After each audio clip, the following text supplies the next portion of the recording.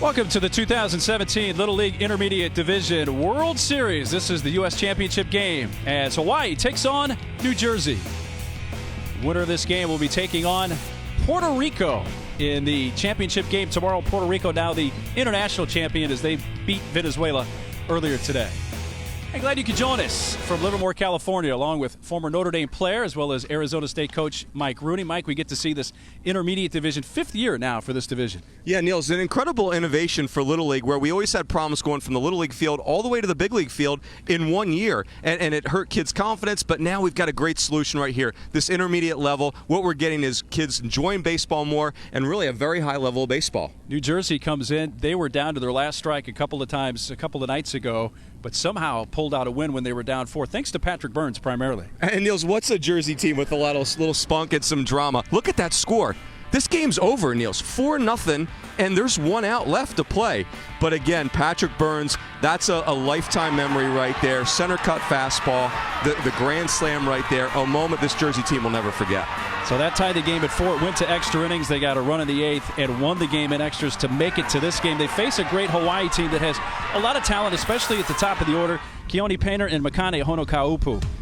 Niels, these two guys are burners, absolute flyers, and speed kills at this level. Their base running is a game changer for Hawaii and a huge reason why they're in this position. Well, two teams that are about as far apart from one another in this country as you can get. New Jersey and Hawaii for the U.S. Championship.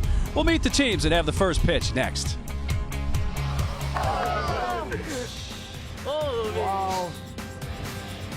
Wow. Got him.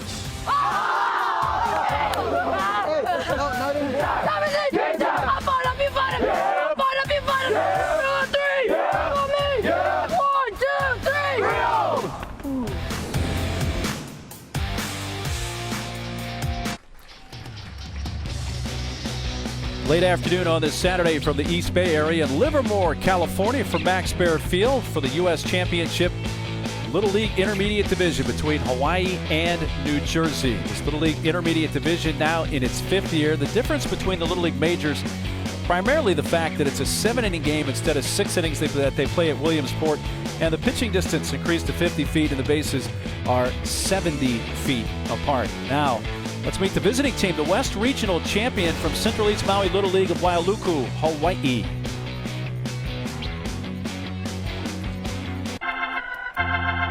Aloha, my name is Scott Teruya, manager, Central East Maui Little League from Wailuku, Hawaii, and here's my team. Hello, my name is Greg Winnies, coach, East Maui Little League, Wailuku, Hawaii.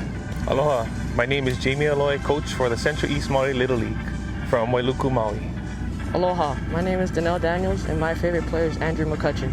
Aloha, my name is Kamaunavi Kite Kahayali, and my favorite baseball player is Mike Trout. Aloha, my name is Dylan Waite. My favorite baseball player is Andrew Benintendi. Aloha, my name is Zachary Pascual, and my favorite baseball player is Derek Jeter. Aloha, my name is Dylan Kokubun. My teammates call me DK, and my favorite baseball player is Ichiro Suzuki. Aloha, my name is Jake Cantero. My favorite baseball player is Javier Baez. Aloha, my name is Vivo Aloy. My teammates call me Little Hamo, and my favorite player is Carlos Correa. Aloha, my name is Kelton Taub, and my favorite baseball player is Chris Bryant. Aloha, my name is Makani Honokupu. My teammates call me Easy M. My favorite baseball player is Bryce Harper. Aloha, my name is Keone Painter, and my favorite team is Angels. Aloha, my name is Davin Lewis, and my favorite player is Mike Trout. Aloha, my name is McKay Foley, and my favorite player is Bryce Harper. My name is Andrew Tiria, and my teammates call me Kahiao, and my favorite baseball player is Mike Trout. My name is Matthew Dene. My teammates call me Matt. My favorite player is Mike Trout. And my name is Mark Neely, play-by-play announcer, and my new favorite nickname is Little Hammer. That's outstanding. Look at the folks that have made the trip from the islands. Maui is the home site for Central East Maui Little League. They face for New Jersey. Manager Jeff Gorman, the New Jersey skipper, was a little unsure. He had a couple of good decisions to make as far as who would start. He goes with Jonathan Olick. Yeah, and they really had to use their ace, Zach Gorman, to get here. But this is pitching depth is a big part of this club and why they're here and why they've had such a great 2-year run. Here's the lineup for Maui. We mentioned at the top of the order. Keone Painter, Makane Honokaupu, speedsters at the top. And you take into account, Roots, they're coming out of the box from the left side. Yeah, so devastating that you put so much pressure on the defense. The defense is going to a bigger field, and you combine that with the pressure of this speed. Hawaii, very viable offense. So here we go. The winner of this game is the U.S. champ and faces Puerto Rico tomorrow for the Little League Intermediate Division World Championship. First pitch, ball one from Oleg. We're off and running from Livermore.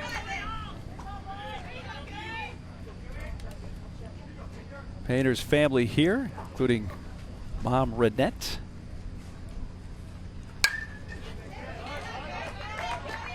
Painter's had a real good tournament here in Livermore, hitting .500, 6 for 12. And he has stolen 3 bases in 3 games, has not been caught. In fact, nobody from Hawaii has been caught stealing in quite a long time. That's right.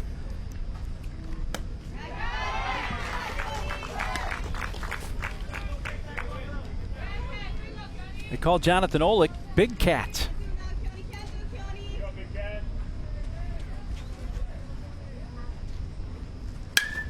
Breaking ball, whack foul. You see a couple of different pitches from Olick. I believe we just saw that slider. Fastball, slider, primarily his main pitches. First slider of the game. And, you know, for Painter, you're the leadoff hitter. You coaxed a slider at him. The whole dugout gets to see that. That's doing your job right there.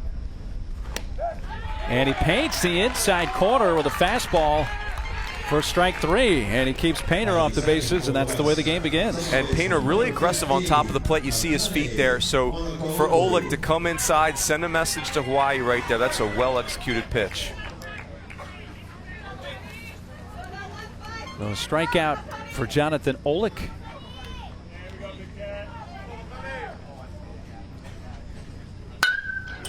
First pitch fouled off by the Hawaii second baseman, Makane Honokaupu. This was the best nickname, I thought, Niels. Easy M. That's not because bad. Then you don't have to say Makane if you're struggling with that. Not that you are. You nailed it. Well, we need a nickname then for Honokaupu. Yeah, Easy M. Here we go. Hence the name.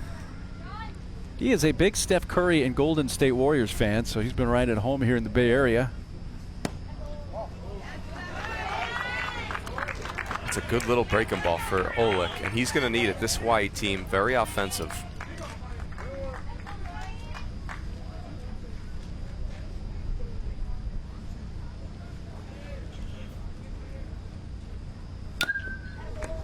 Honokaupu has stolen 4 bases so far in this tournament. So it's very apparent, not only to us, but I'm sure to New Jersey, you need to keep the top 2 off base for Hawaii. This is the level with leads and stolen bases, and for pitchers, you got to work on your move. For catchers, it's a little longer throws. There's an advantage to the base runner for sure. Nicely snagged by Olick. He had to leave his feet to feel that high chopper. And they keep Painter and Honokaupu off the bases, 2 outs. I'm going to be careful how I say this, Niels, but you see a very good pitcher defense at this level because these kids are the best athletes, play in the middle of the field. They're usually shortstops and center fielders. It feels as if pitcher defense starts to decline once people get a little bit later in life. I'll say it that way. Why can't big league pitchers catch a pop-up these days? That's been that way forever, though. I don't think they care to, quite honestly. It's Fahiva Aloy, whose nickname is Little Hammer. And he stands in there with some attitude. The socks are up, which is awesome. Got the sign. Hitting with the shades on. Niels, look at the Oakleys right there. That's big time.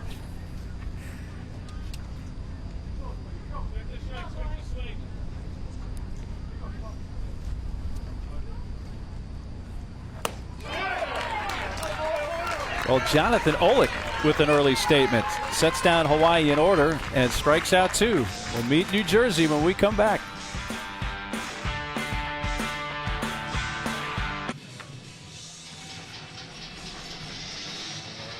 Hawaii win in order in the top of the first. New Jersey coming up in the bottom half. And let's meet the East Regional Champion from Freehold Township Little League in Freehold, New Jersey. Hi, I'm Jeff Gorman. I'm the manager of the Freehold Township Little League team, and here's my team. Well, I'm Vinny Sirico. I am the bench coach for the Freehold Township Little League in Freehold, New Jersey. Hi, I'm Mike Mancusi, first base coach for Freehold Township Little League. Hi, my name is Mara Rivera. My favorite player is Francisco Lindor. Follow me on Instagram at MaraRivera17. Hi, my name is Anthony Sirico. My favorite baseball player is Derek Jeter. Hi, my name is JJ Donahue, and my favorite baseball player is Bryce Harper. Hi, my name is Patrick Burns. My favorite baseball player is Manny Machado. You can also follow me on Instagram at PatBurns16. Hi, my name is Zach Gorman, and my favorite baseball player is Jacob deGrom. And also add me on Snapchat, Zach_Zach12345. Hi, my name is Connor Quinn, and my favorite baseball player is Mike Trout. Hi, my name is Mike Mancusi, and my favorite baseball player is Gary Sanchez. Hi, my name is Connor Morey. My favorite baseball player is Todd Frazier. Hi, my name is Jay Shapiro. My favorite baseball player is Jock Peterson, and follow me on Instagram at jace.shapiro. Hi, my name is Brad Salamoni. I'd love to surf, and my favorite baseball player is Aaron Judge. Hi, my name is John Abrahamson. My favorite baseball player is Giancarlo Stanton, and you can also follow me on Instagram at JohnAbrahamson3. Hi, my name is Jonathan Olick. My favorite baseball player is Todd Frazier, and follow me on Instagram at John Olick. I think we just had a first there. All the social media plugs. Well, the reason they've been playing Bruce Springsteen music also is the fact that Bruce Springsteen from that area, Freehold Township in New Jersey. Well, they got to face the guy they call Big Matt on the other side, Matthew Dene. 6'2", 190. The Big Matt is the big left-hander, and he will present all kinds of problems for New Jersey. Tough look. Most of these guys, you wonder if you've even seen a picture of this size. Left-hander, and again, when he is good, he can be really dominant. Here's the New Jersey batting order that he will face. It features the manager's son, Zachary Gorman, out front. Olick, the pitcher, batting in the cleanup spot. And in the 9 spot is certainly the most TV-friendly young man on the New Jersey roster, Mario Rivera III. He's a piece of work. Not shy. Yeah. Big Matt, by the way, 6'2.5", 190 pounds. And the lefty brings his first pitch to Zachary Gorman, and it is a strike. At this level, it's interesting. The fastball doesn't have the massive velocity, but it's like Randy Johnson, where you feel like he's literally reaching out and just putting the ball in the catcher's glove.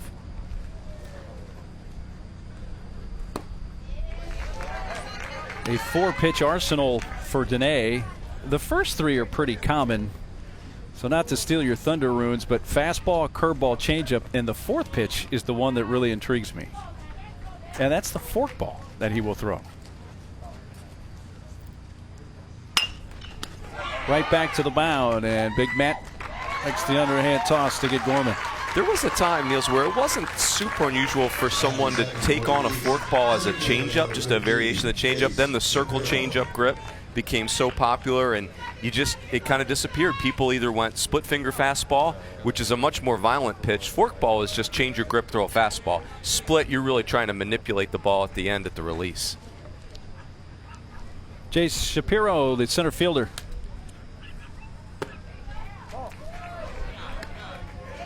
I think for Dene, there's so much deception in there. He's so big, it's hard to find the baseball, but he will also be effectively wild. So it's that balance. Can he throw just enough strikes?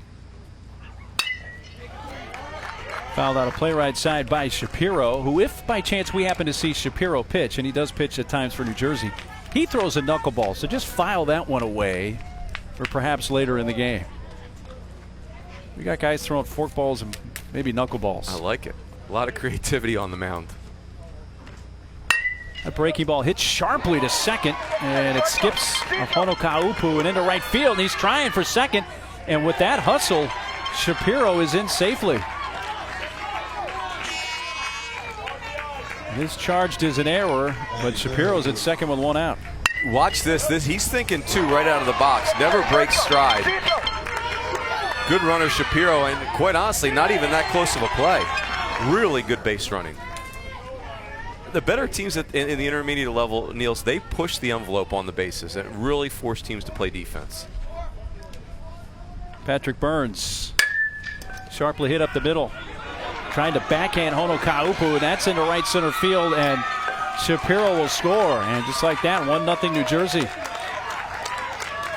Now, the first one that was called an error on Hono Kaupu, and the ball hit by Shapiro, I thought that was probably a hit. It was hit so sharply. That one is an error, but he's been hit with back-to-back miscues, and it's 1-0.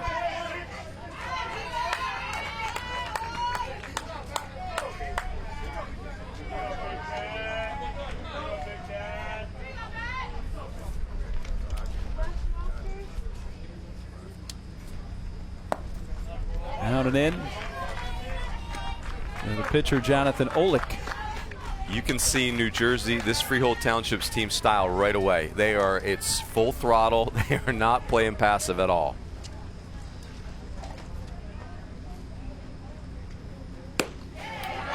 Well, when you think New Jersey, you think passive and low-key. That's right. Laid back. Not. Non-confrontational.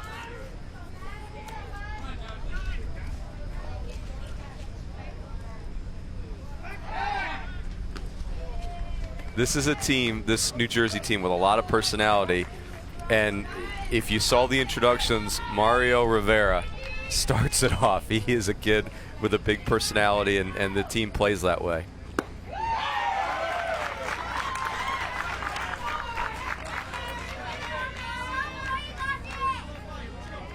Freehold had to come out of the losers bracket. They lost their first game here to Danville, California, the host team. Then beat Indiana and Texas, and then we're down to Danville, California 4-0 and down to their last out a couple of nights ago and came back and won. That'll change the belief of your team too, Niels. You start feeling like you're invincible when you win a game like that. That's what it says when I was about to say, when you get an opportunity, an extra chance, when it looks like you were about to be finished and your tournament over, that's a little spark. A little burst of energy, I'm sure. Well, you just feel like your team has seen their season end and lived to tell about it, and so you just feel like if that can't end your season, nothing can. There's no deficit you can't overcome. Blocked up the first base line by the catcher, Kelton Tom. That's Patrick Burns. He hit the grand slam a couple of nights ago that tied the game at 4 with 2 outs in the 7th. And then New Jersey won it in extra innings with a run in the 8th. And strike 3 call. He backdoored a breaking ball. And Olick out looking. 2 outs.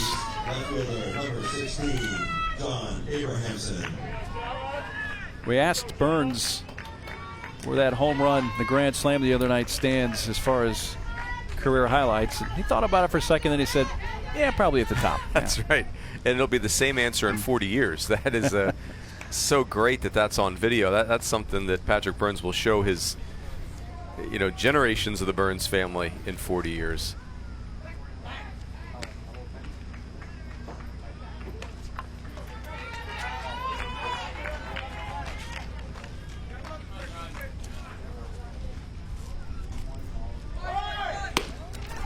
Throw down to second base, not in time. So Burns shows off his speed and picks up the stolen base with 2 outs.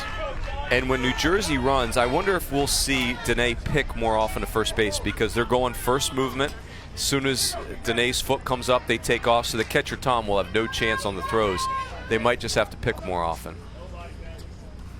John Abrahamson hits it towards second. Sinking liner trapped Ahono Kaupu. He throws to first for the putout. So New Jersey picks up an unearned run, and after one, they lead 1-0.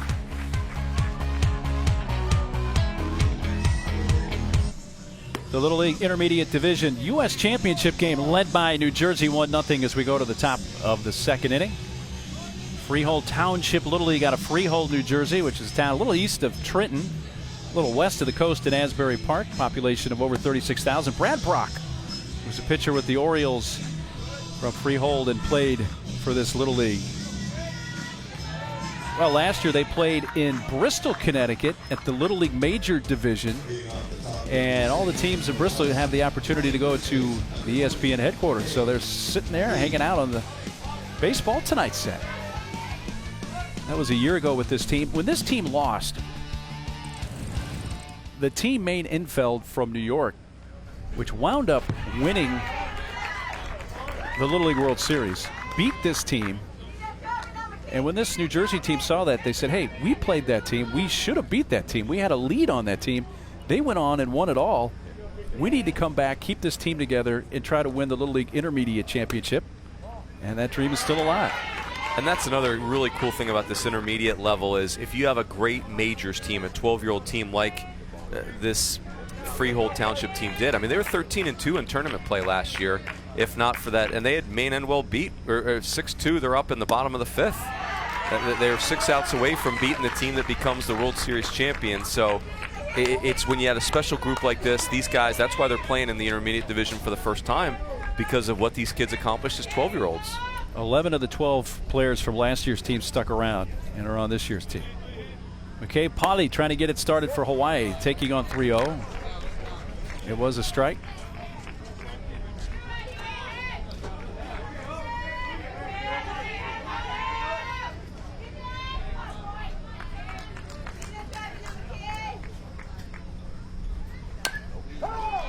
That came up and hit his bat a second time. So from 3-0 to 3 balls, 2 strikes on Polly.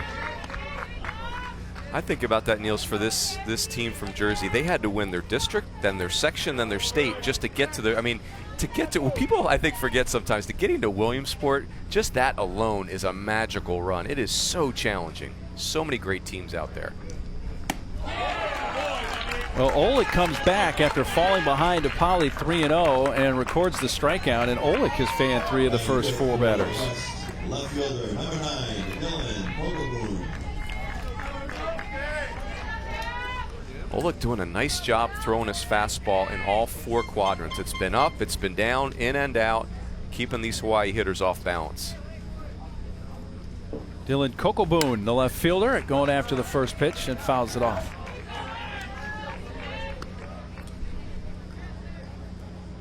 That's a good-looking left-handed swing right there. That's one thing you notice from the Hawaii team. They are free swingers, and I mean that in a great way. They swing with no fear.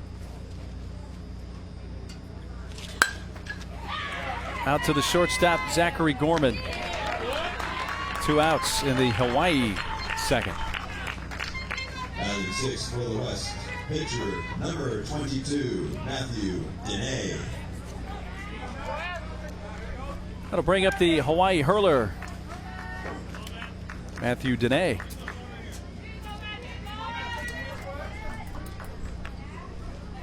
I mentioned Big Matt's dimensions, 6'2.5", 190 pounds. Wow. That was hit sharply foul. Jamie Aloy, who's the third base coach who played college ball at Hawaii, was a left-handed pitcher, just reached up and snagged that with his bare hand. Jamie Aloy was a great player at Hawaii, to your point, Niels. 2-way player, 4-year starter, excellent player. On the ground out to second, Anthony Sorico. 6 up, 6 down for Olick. New Jersey will come up leading 1-0.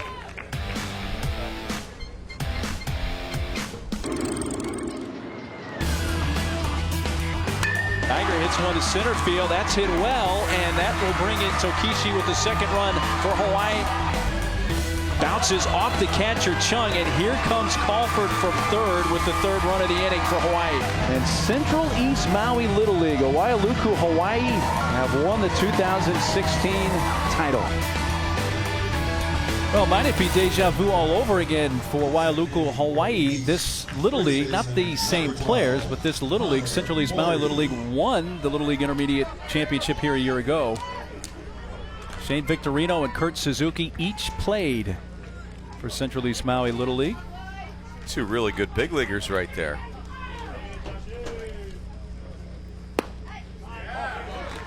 Ball 1. We're telling you about that hot shot to the third base coach, Jamie Aloy. There's Jamie, who was given the signs from third base, and he caught a line drive. It's a little tap back to Big Matt. 1 out. Take a look at this from down the left field side. This is that play where he was coaching third. That's a live look at him, and here he is at third base. Here's the chop. Boom. Yes. And a real speed. That thing was moving pretty good. Still has a lot of athleticism in the guy. Seriously, that was a good player at Hawaii. Here's real speed. That's really good right there. Well done. The fact that the expression on the face did not change at all is the most impressive part of the play. There he is live in the dugout. He being that he was a two-way player but also pitched, will call the pitches. He'll send them in to the catcher, Kelton Tom,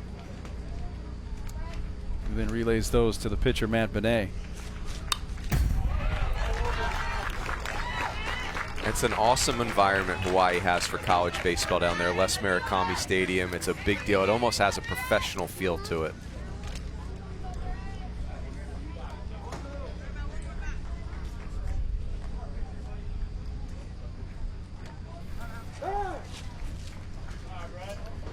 I mentioned that Kurt Suzuki played for this Little League. He keeps in touch with him. In fact, that's his equipment.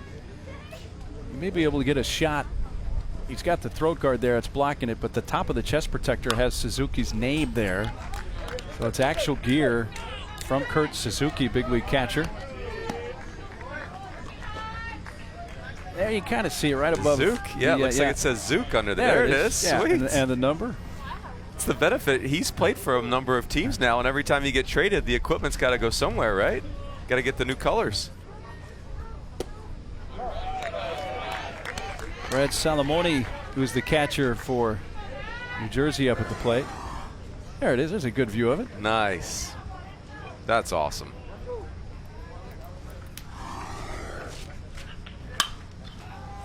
Out of play right side. These kids in this Little League are the only ones that hope Kurt Suzuki keeps getting traded. Because every time he gets traded, that's new gear for the squad.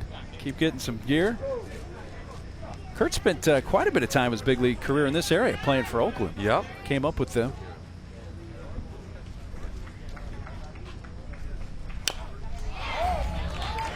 He was a great college player at Cal State Fullerton. Won the Johnny Bench Award, top college catcher in 2004. Brooks Wallace Award, MVP. Those is it the Braves? Might be a little bit long. Yeah. Yeah. Doesn't matter. It's big league gear. Salamoni's fouled off 5 pitches, but strikes out there for out number 2. Hey, I know your relationship with Kurt Suzuki goes back a number of years. How about this? Kurt Suzuki, as a high school senior, is setting down bad VHS tapes trying to get recruited. We get one. Our manager, who looked at Arizona State, a lot of people got him.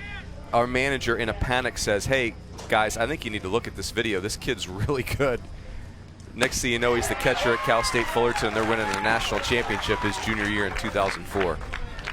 Now, when you say a bad VHS tape, it's just kind of, it was grainy. Yeah, a little tough to see. You picture 1975 and the rabbit ears on your TV weren't working. It was hard to digest, but you could tell very clearly that was an elite athlete in the video. There's like 3 generations of youngsters that have no idea what you're talking about when you say rabbit ears on the television. They think that's a video game. 1-1 pitch. Rico goes around.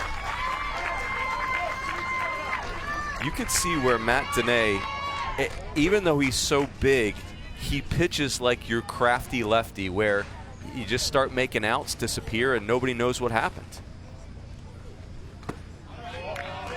2 balls, 2 strikes. He doesn't come over the top, but Runes, when you're that tall, I guess there's going to be a bit of a downward angle. Can be a little difficult to square up sometimes for a hitter. You're right, though. It's not extreme. It's a little flatter, but he doesn't repeat his mechanics that great, so every pitch is unique and different.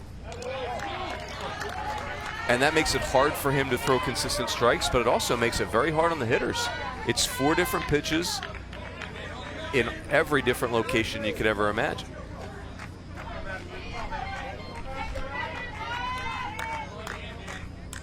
Sirico's battled back to take it to a full count. And he works the 2-out walk. First walk allowed in the game by Matt Dene.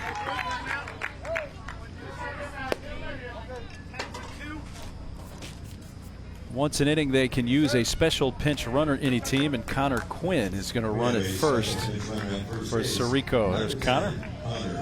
That does not fulfill mandatory play. We've got different requirements for these 2 teams for mandatory play. We'll tell you about that, but first Jamie Alloy is coming to the mound, but we'll listen in. Quick conversation. But the Hawaii team has 14 players, so to fulfill mandatory play, they just need to have all their bench players get one at bat. New Jersey has 12 players, so not only do all their bench players have to receive one at bat, but they also have to play 6 consecutive defensive outs.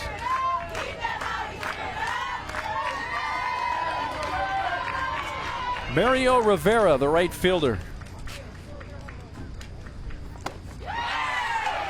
I don't remember what his Snapchat address or whatever it is he said during the lineups, but you can go back online and find that if you like. Yeah, and we may need to do that because this kid is fun. He keeps his team loose. It's as big a personality as I've seen in a kid that age.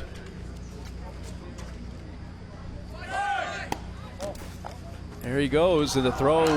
What a tag put on by the shortstop.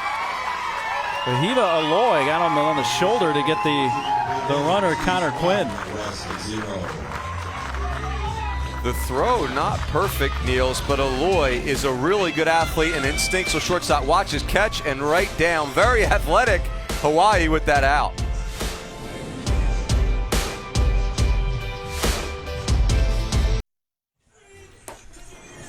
Well, the winner of this game will be playing Puerto Rico tomorrow for the Little League Intermediate Division title because Puerto Rico's Peter Vasquez hit a couple of home runs. This one tied the game. Actually gave them a 1-0 lead. That one tied the game, and Jorge Rodriguez had a moonshot of his own, and Puerto Rico was impressive in a 10-2 win. Strong home run, stronger bat flip. So Puerto Rico over Venezuela earlier today, and they await the winner of this game tomorrow 9 Eastern time on ESPN2 for the Little League Intermediate Division World Series crown. Kelton Tom, the catcher for Hawaii, fouls it back. This guy's had a really, really good tournament here. He's 5 for 6. Tell you what, Chris Bryant isn't hitting as well right now as Kelton Tom is. That's well said. Gets jammed, it chops it to the right side. Anthony Sorico. It's Tom, one out. You can see that the styles are very different. New Jersey is going to do it with pitching defense and hyper-aggressive base running, whereas this Hawaii team, they're looking to swing the bats. They are looking to get their swings off and get some balls in the gap. It's actually now Rivera who's over there at second base. So New Jersey's made some substitutions. Fouled back by Andrew Taruya, third baseman. He's also the son of the manager of Central East Maui Little League, Scott Taruya.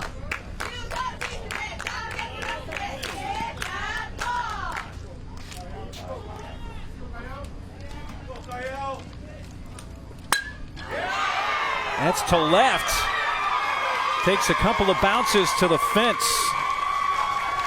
J.J. Donahue now in left field retrieves it, but not before Taruya standing at second. He represents the tying run.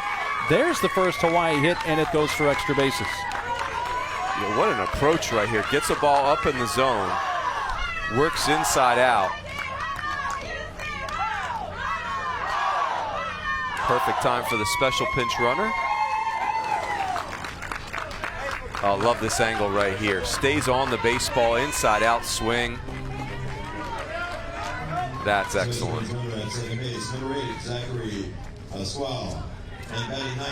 Second hit of the tournament for Taruya. They both have been doubles. Zach Pasquale is the special pinch runner at second base for him. So Pasquale represents the tying run, and at the plate, Donnell Daniels, the Hawaii right fielder.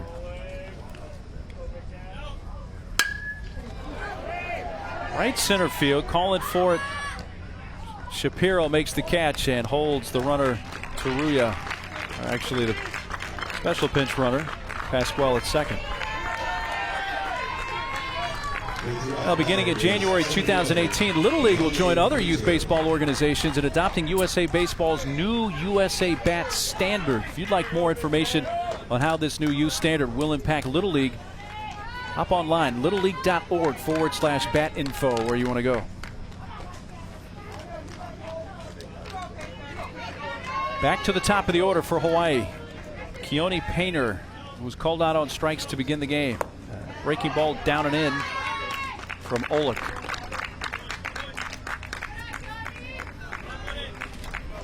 You see Painter, Niels, is all over the dish. He's going to force you to pitch in, and New Jersey has done it. To the right side. Off Rivera. Here comes the tying run, and it's 1-1. Well, there was a big hole on that right side. Painter sent it that way. A long way to go for Mario Rivera. Rivera was over covering second base. Wow, so they're pitching him in, but playing him oppo. Very interesting. You wonder if they have a scouting report that says that. But for Rivera, it was going to have to be a perfect pick there because Painter's a flyer. You know, you're going to have a tough time getting him at first base. But very interesting. You're pitching a guy inside, and yet you're playing him oppo. Time requested as the manager, Jeff Gorman, coming out. That was scored as a base hit. That has tied the game. Let's listen in to the manager, Jeff Gorman. Are we clean on this? Are we clean on that? We missed that, right? That was I gave Mike the box, right? That means you throw over or fake, and then you get in and you quick pitch, right? He just gave me the one. So it took a while to do it. All right? I gave it after, but he looked at first. Okay. All right, I want you to take the steal. I want you to pick your head up, because if you pout, then I'm sending you on the bench. All right, good. All right, throw him a curveball low, okay? Curveball low. Yes. Well, it ruins the discussion there, especially at the top, about that situation where Rivera was trying to hold a runner at second, left that right side open. And I love how the catcher Salamone was very forthright about, hey, I was going to give that sign, but he had looked to first base. You could tell there's a lot of trust on this team, and they've been together because they were very forthright in what happened. Really cool to see. Now you got Painter at first, who is a big threat to run, and he doesn't waste any time, and he's going to be easily at second as that ball even got passed. We were talking with Hawaii folks. They were talking about Painter and Honokaupu running on the bases. Said, yeah, they steal bases. In fact, we can't even remember the last time they had to slide to steal a base. They go in standing up, and there's another example. Crazy, crazy speed for these first two hitters, and when they get to work together like this, doubly dangerous. Gorman had to come flying over to get that pickoff throw from Olick. It's almost a balk right there, Niels, too. I mean, that lead foot's got to get past the rubber, and all these little nuances, that's the neat thing about the intermediate level. You're dealing with the running game at a new level. Hit on a line to the third baseman, Connor Morey, but Hawaii ties it up on the RBI hit by Painter.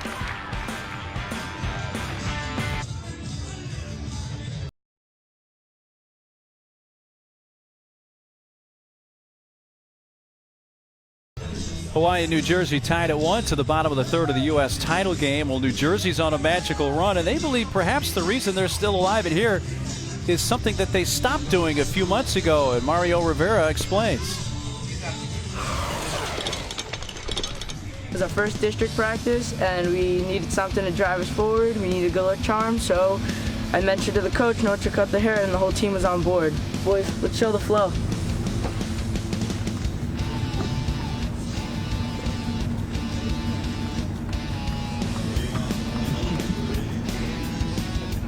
So no haircuts.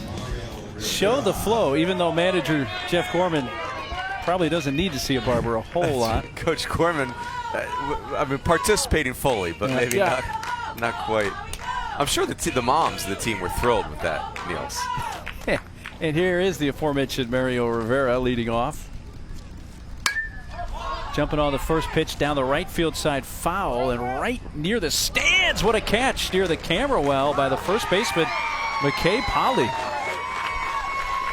A great awareness of that spot in the field. And one pitch, one out.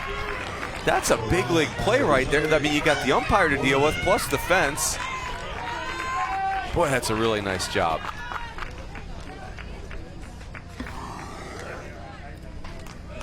A nice play by Polly, who also had to navigate where our camera is down there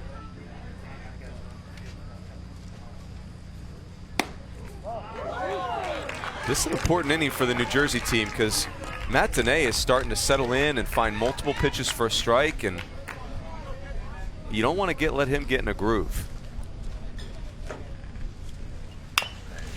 Out to third. Taruya, high throw.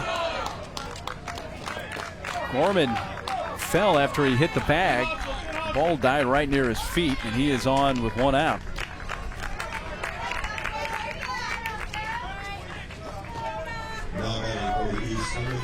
That'll be a throwing error charge to Taruya that puts Gorman on. So that's 3 errors now charged to Hawaii already in this game, and the run that New Jersey scored in the first was unearned. Jace Shapiro, center fielder for New Jersey, shows bunt and takes ball 1. It's not that the Hawaii team is poor defensively, but it clearly feels like offense is their calling card. They're looking to outscore people. At third base, I think it's the most underrated throw in the infield, how difficult that throw from third base can be. Gorman on the run, the throw, the tag, not quite in time. Aloy put on another good tag. He got Sirico earlier, but that time Shapiro's in safely. Boy, Aloy is a good player. Watch him just keep the ball down there right to the runner. That Gorman who slides in safely. Boy, that's beautiful infield play right there. Just goes right to him. Now Gorman had clearly beaten the ball, but Aloy did everything he could with that.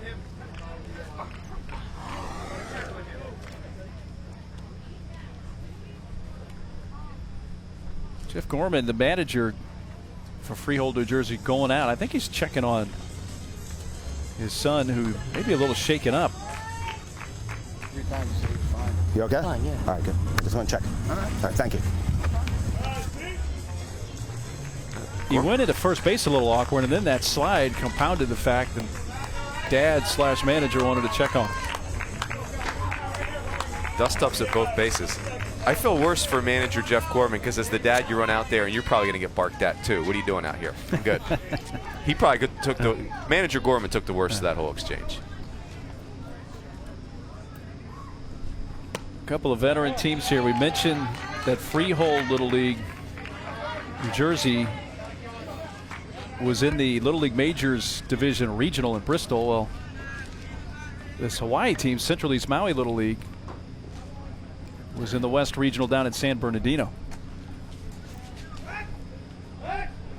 So we're looking at a couple of teams, and maybe if a few other breaks go their way, these teams could have been playing in Williamsport last year.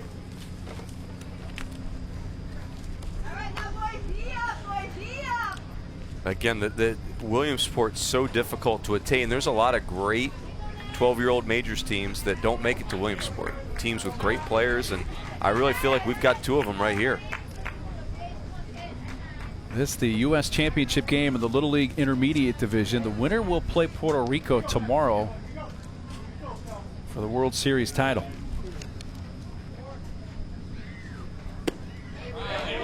Ball 4 to Shapiro, and it's 2 on 1 out. That walk, the second allowed by Matthew Dene. That's the one thing that will be a challenge for Hawaii is because Dene doesn't have that tremendous out pitch, the errors could be an issue. He needs the outs that the outs that he gets with a good pitch have to be recorded. Can't give New Jersey extra outs.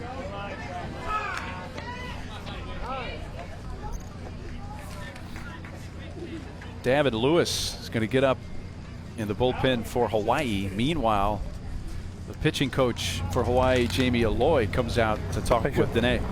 How you feel? Fine. Good. Okay. Refocus. Yeah, take a deep breath. Okay. Ball back to you. Where are you going?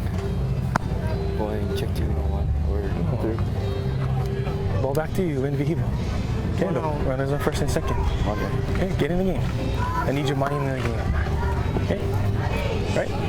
Let's go. Get it done, Matt. Come on. Thank you. There's David Lewis, who's now up for Hawaii. I'll tell you, Niels, that's genius coaching right there. You go out there, you have the kid take a deep breath to start. Then you don't even talk about pitching. You say, hey, ball back to you. Where are you going? And he gives you the wrong answer. So you know the mind's not right, and then you adjust that. Boy, Jamie Aloy, that's really good coaching right there. Big bat of Patrick Burns at the plate for New Jersey. He surveys ball one.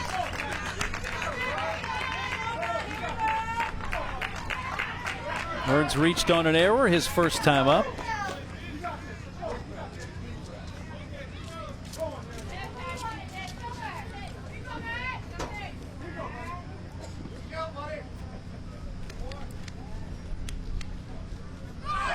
There goes the runners. Gorman, the lead runner, took off first, and Shapiro trailed, and the double steal puts runners at second and third. And remember, Danae's 6'2". He's got a massive leg kick, and I think the New Jersey team's very aggressive by definition, but they are super aggressive today against Danae because he's going to be slow to the plate. Hawaii brings the infield in. 3-0. The only thing you can do if you're Hawaii is pick a lot and hope that you catch them. And I think you would catch New Jersey because they're so hyper aggressive. But that's just a big leg kick. It's the nature of being 6'2".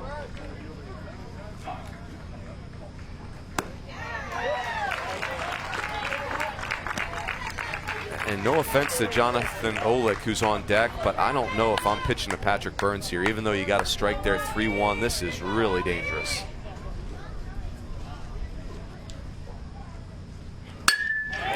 Lined into right for a base hit, and that will bring in two. Gorman and Shapiro come in on a 2-run single for Patrick Burns, and it's 3-1 New Jersey.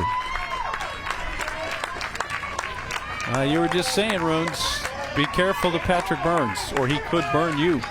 You know, it's two things with Burns. He's a good-looking hitter. Some kids just have that gift to hit, and he stands in there like there's going to be a line drive coming, and then there's the recent history.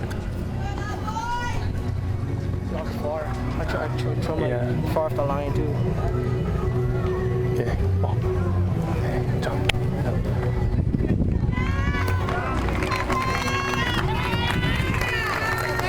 So Hawaii will lift Danae. Bring in Davin Lewis.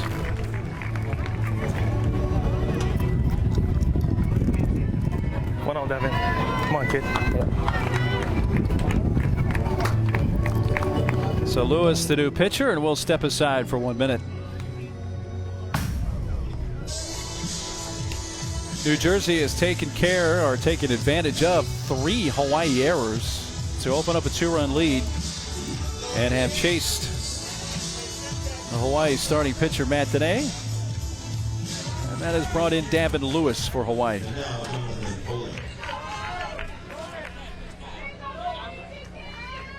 Lewis inherits Patrick Burns at first with one out, and the cleanup hitter up, Jonathan Olick.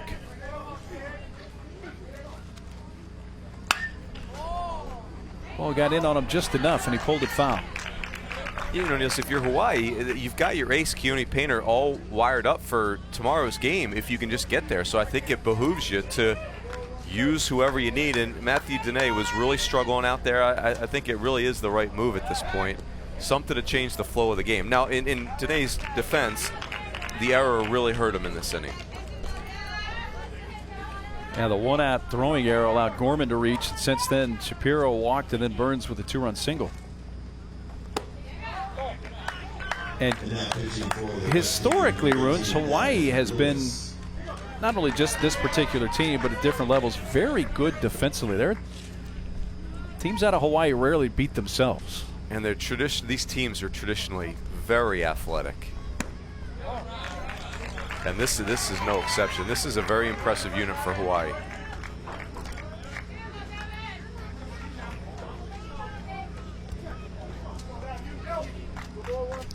There's a little something special about this New Jersey team right though now. It's that huge win over Danville. There's something going on here. Little flare out to right. Daniels coming in. It makes the running catch. Back to first is Burns, 2 outs.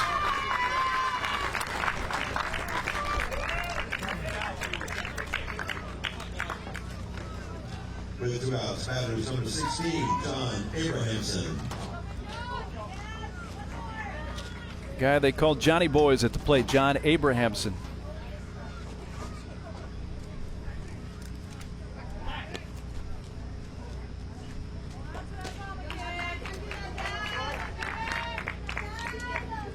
Jersey scored an unearned run in the first. Hawaii had just tied it with a run in the top of this third inning. But New Jersey has played it 2 so far here in the bottom of the inning to go up 2.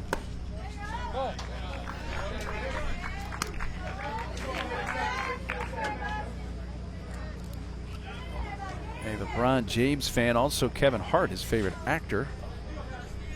Guy who does some pitching as well for the squad.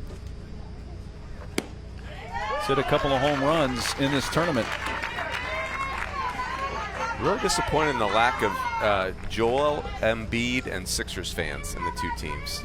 Niels, I mean, we know the Sixers are America's team, but it's just not showing in these two clubs.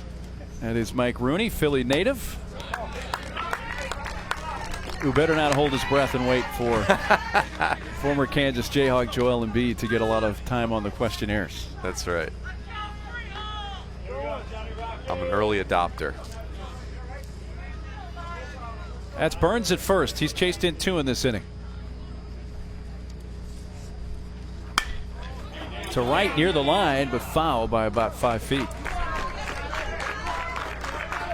Every game has a different vibe to it. For right now, for Hawaii, it's you're playing uphill. New Jersey has taken it to you a little bit. It just hasn't been super smooth. But if you can stay around, we know they have a very, very good offense.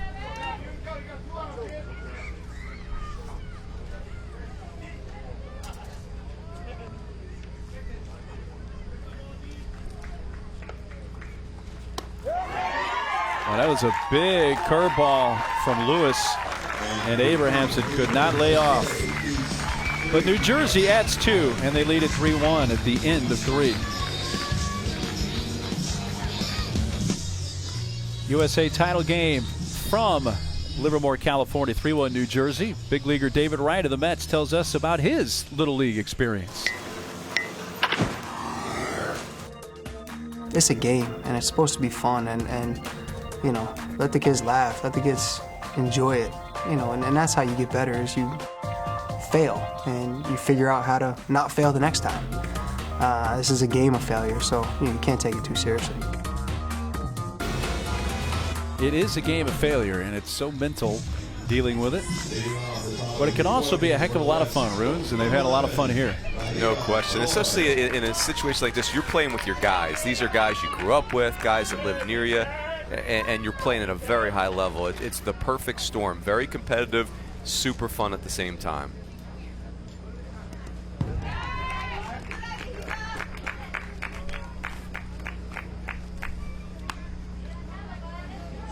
Wahiba Aloy struck out his first time.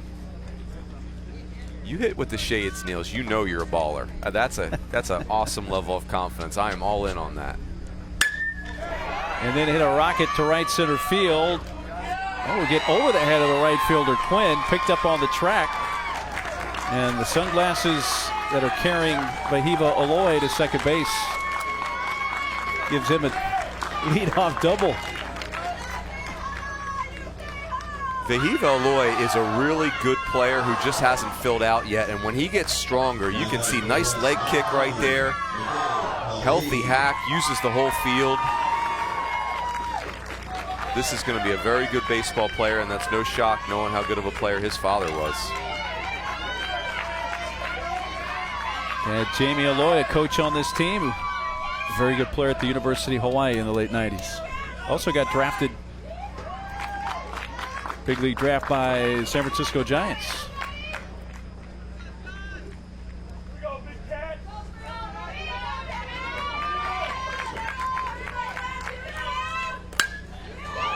Polly sends it to left center field.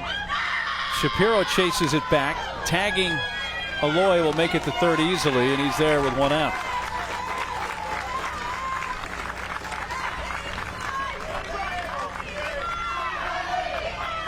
Again, Niels, the instincts for Aloy, he gets a little bit aggressive there, right back with nobody out. He knows with nobody out, his job is to tag.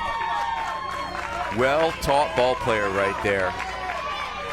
Again, as he gets stronger, he's going to get faster. Those doubles could be home runs. He already is a very good shortstop. Exciting player to watch.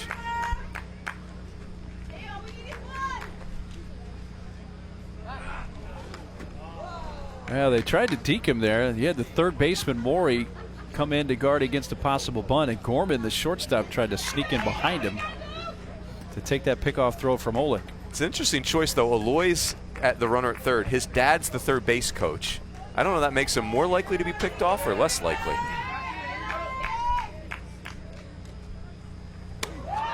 Way high and snagged by Mancuso, who's the catcher back there now. He took over for Salomone an inning or so ago. If you're Coco Boone, you can be aggressive right here. They're probably not going breaking ball because a pass ball or a wild pitch scores the run. You get a fastball right here. And that's belted to right. That should be well deep enough.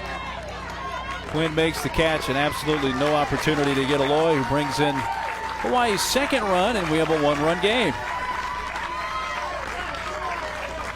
RBI for Dylan Coco Boone with a sac fly to bring in Aloy.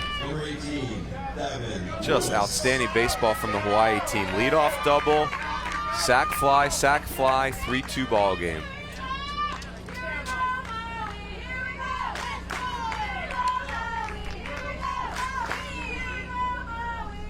Yeah, they're appealing that he left early, and there would have been absolutely no reason for Aloy to leave early with his speed. But New Jersey said, well, let's roll the dice and see what happens.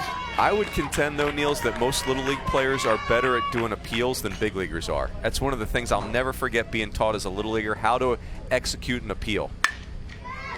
What a hot shot off the mitt. Abrahamson throws late. And Matt Dene is on.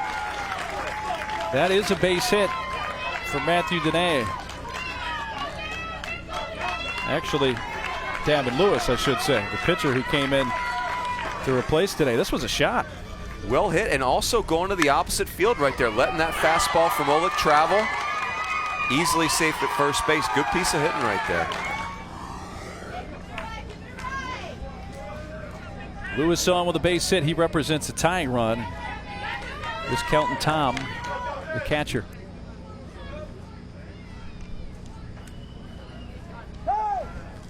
So much now, time. Manager Jeff Gorman's got to take a look at this because the Hawaii hitters are really getting to Oleg right now. So now you've got to change your pitch sequencing, see if Oleg's got something else he can offer up, or maybe now's when you go to your bullpen. Check swing foul near the plate.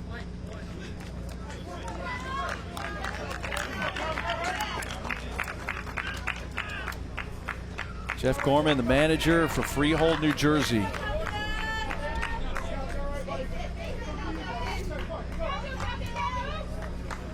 Tom was retired his first time up. He swings at a big breaking ball. It's 0-2. He had reached base safely in 6 of his 7 plate appearances in this tournament coming into this game. 5 hits and a walk.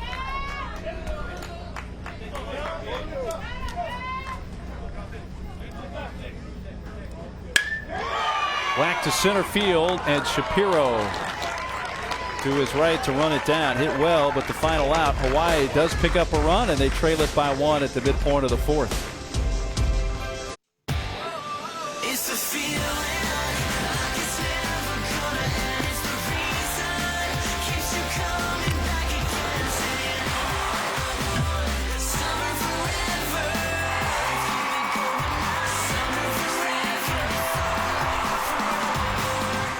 All the action at Williamsport gets underway August 17th.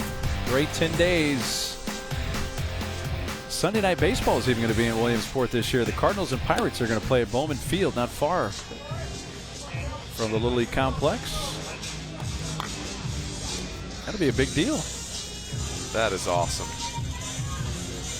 Newtown Edgemont Little League, Niels, 1967. They went to my hometown Little League went to Williamsport in 1967.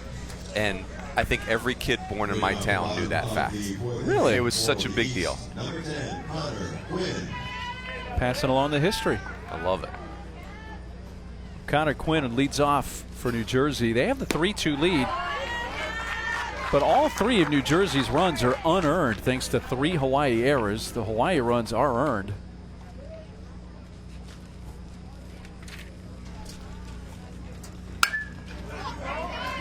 Will pop up to the first baseman, Polly. So Connor Quinn batting for the first time.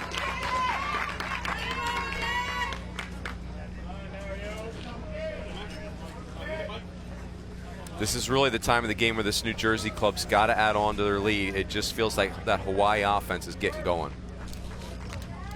Michael Mancusi.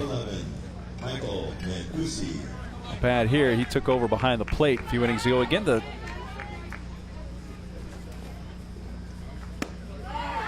mandatory play rules affect these teams differently since New Jersey has 12 players. All their bench players have to bat at least once and play 6 defensive outs. Hawaii, with 14 players, their bench players just have to bat once. A chopper to third. Teruyu threw in the dirt, but dug out by Polly. 2 outs. Little League University.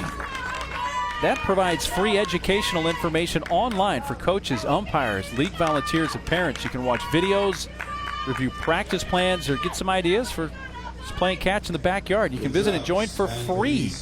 What a great idea. LittleLeagueUniversity.org. Go online today.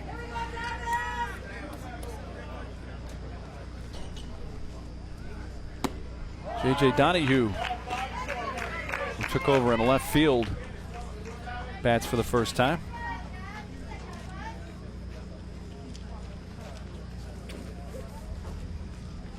Playing some catch out there, aren't they? Oh, love that. You got some games going on. That's what it's all about right there. How about that bat waggle?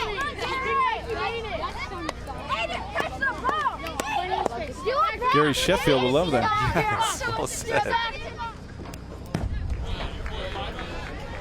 2 balls, no strikes.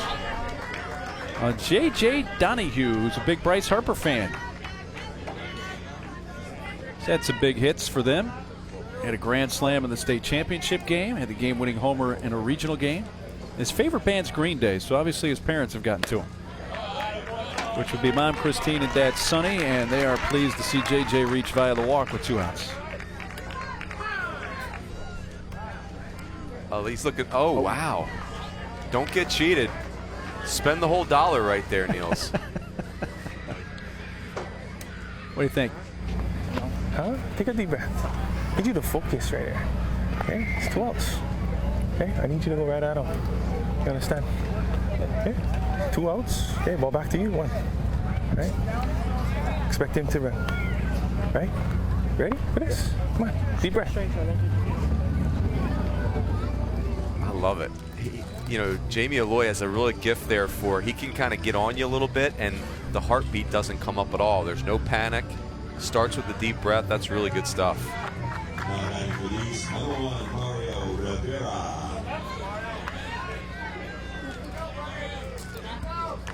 Evan Lewis will face Mario Rivera III,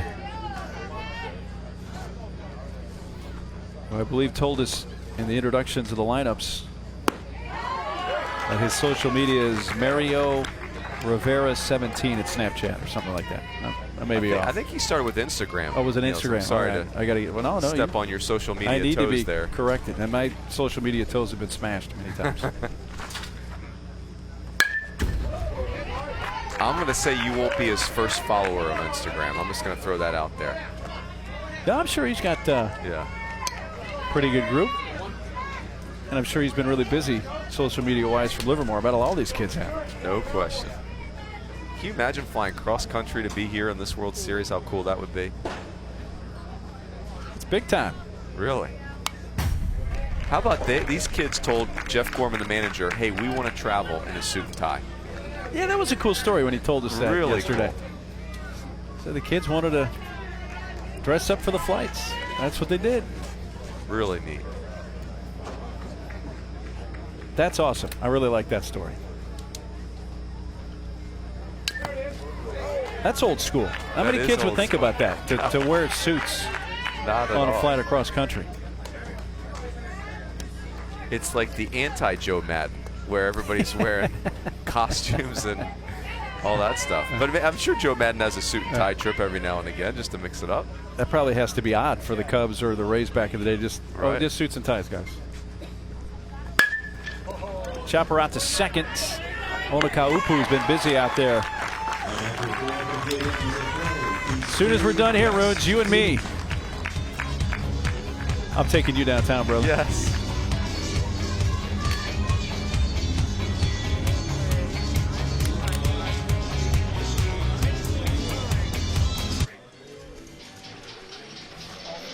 Two gotta play. Here, let's go. Both of you guys gotta play.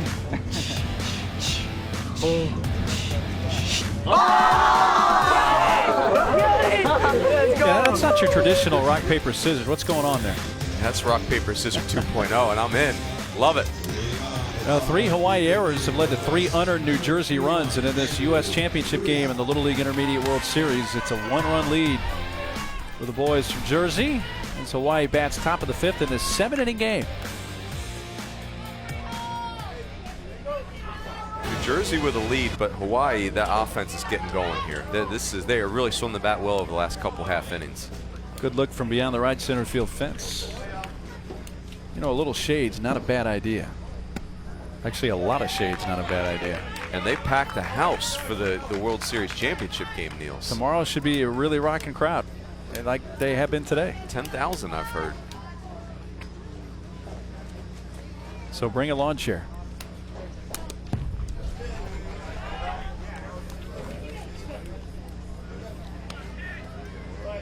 This is the third baseman, Andrew Taruya.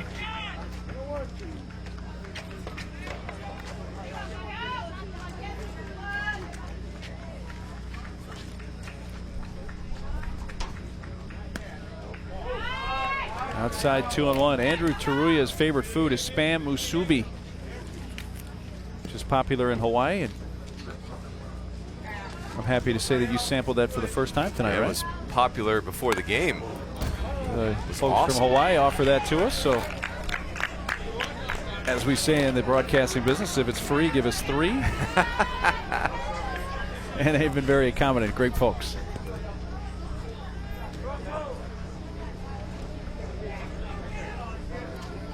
Taruya trying to get him off on the right foot here in the 5th. A 2-2 pitch from Jonathan Olick. Full count. You know, the New Jersey team, you just love how aggressive they are. They run the bases very aggressively. They pitch on the inner half of the plate. Love just the attitude with which they play.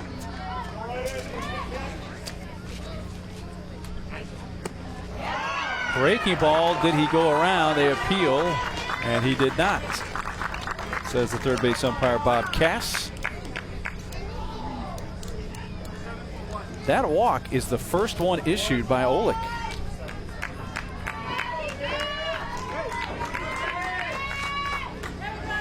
And Taruya took a really good pitch there. Olick has done a nice job mixing and matching. Dylan Waite will bat here in this spot.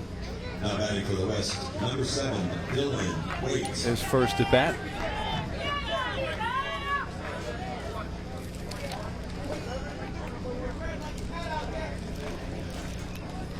So Hawaii with the mandatory play, the 5 players on their bench all need at least 1 at bat. New Jersey, they have fulfilled their mandatory play, which required an at bat and 6 defensive outs for the 3 players on their bench.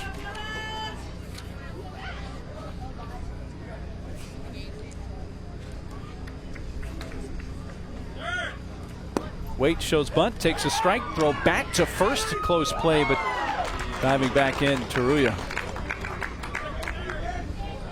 And I think Hawaii's only used their special pinch runner 1 time. I was kind of surprised they wouldn't use it right here in this situation. I was thinking about that with the Maroons. They can use 2 a game, as we know, but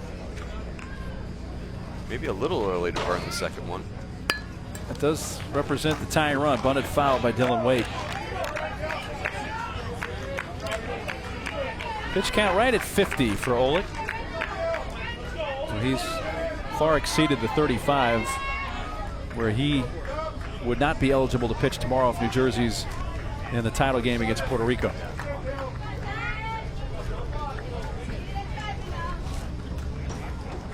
And the strikeout is out number 1.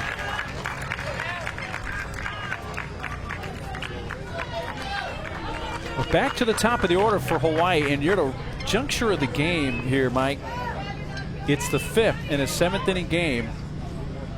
These are really the big offensive sparks for Hawaii coming up here. If they don't get it done now, it could be a real uphill battle for them.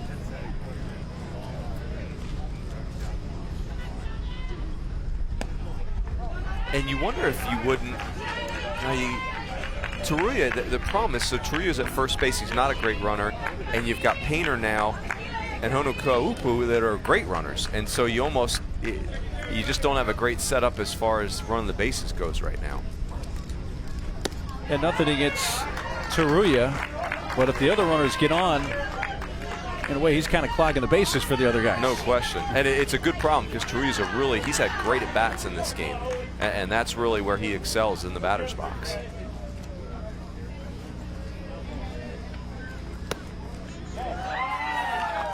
The Olick slider is inside.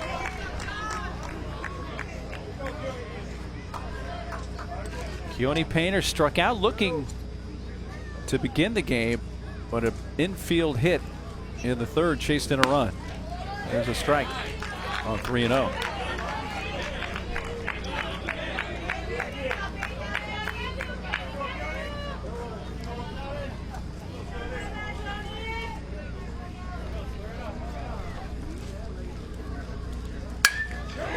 To left.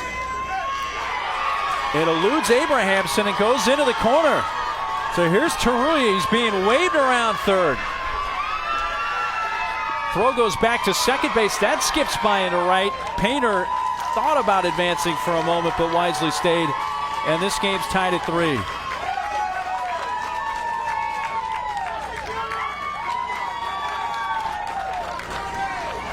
Just a good baseball play right here. Works inside out. Ball tailing away. Abrahamson does everything he can. Taruya really has his hands full in the base running play here. Trying to find that next gear. Really good hustle right there and a big, big run. Pat pitch now. Get a couple outs. All right. Man, go to third. Mario! Second. Right. Okay. Come on, let's go. Shut this down.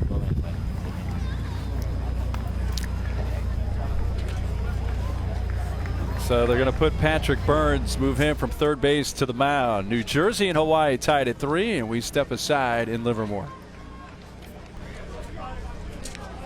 Puerto Rico beat Venezuela earlier for the international final. This is the U.S. final from Livermore. And thanks to the RBI double moments ago by Hawaii's Keone Painter, we are tied at 3. And New Jersey brings in Patrick Burns from third base to the mound.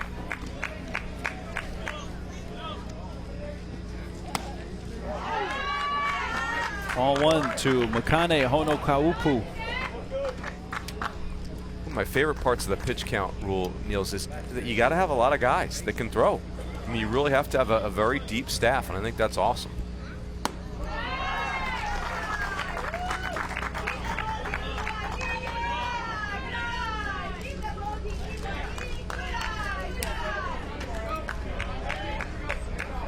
Honokaupu is lined to third and bounced back to the mound. Takes a rip at the 2-0 pitch and missed it.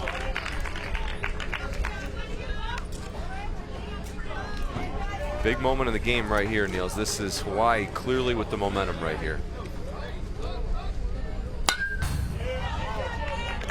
So with Burns going from third to the mound, third base now occupied by Anthony Sirico. Wailuku is the pitchers in right.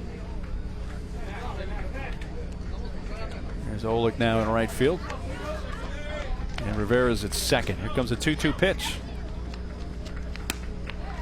Well, that was a pretty good pitch by Burns. Didn't miss by much near the low part of the zone. Really good pitch. Just to your point, Niels, right under the strike zone. That's a great place to live right there. But it has run the count full on Makane Honokaupu. Hits the breaking ball in the air to left field. Abrahamson under it. 2 outs, and Painter has to stay at second. It's an advanced pitch by Burns. That's a 3-2 breaking ball in a really big spot, well executed.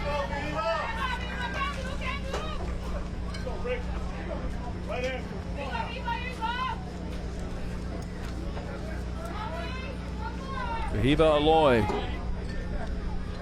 A double and a run scored his last time up.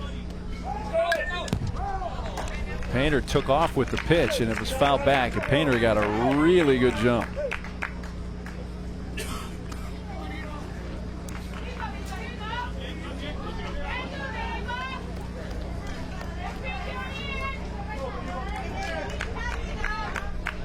They call Aloy Little Hema.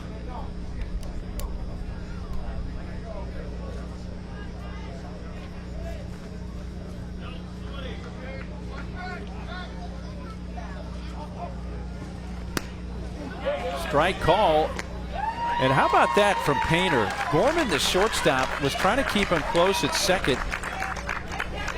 And Painter just easily took third. It's like 4 strides. It is so crazy how fast he is, and it's just no chance. But Burns gets the strikeout on the breaking ball and keeps it a tie game. Hawaii ties it on the Painter double, and it's 3-3 at the midpoint of the 5th.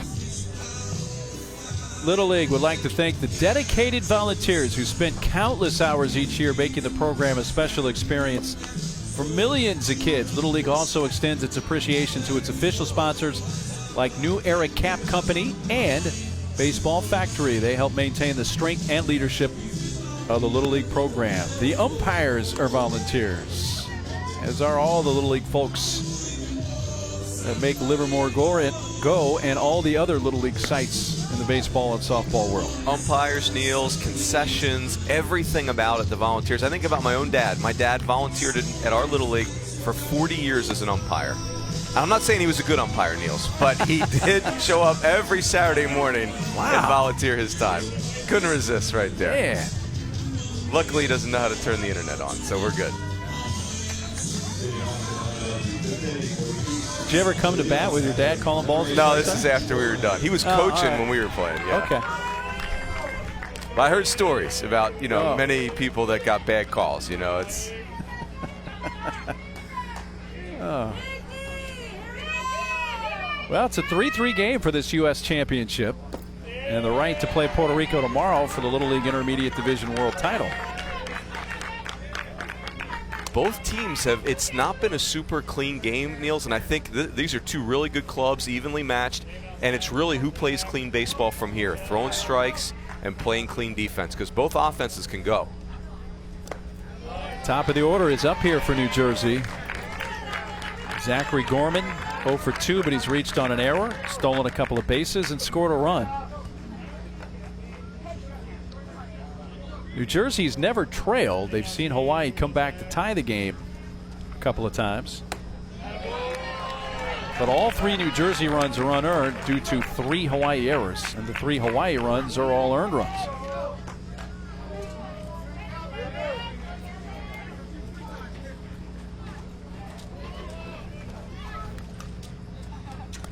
And a 4-pitch walk to Gorman. The second walk allowed by Davin Lewis, who has thrown an inning and 2/3 of relief. Lewis has done a really nice job settling this game down. New Jersey got off to such a great start.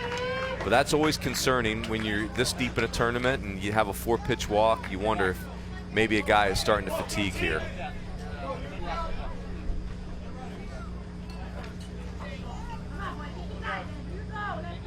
Jay Shapiro, the center fielder. You look at the scorebook, and New Jersey only has 1 hit in the game, and that's the 2-run single by Burns, who's the on-deck batter now. But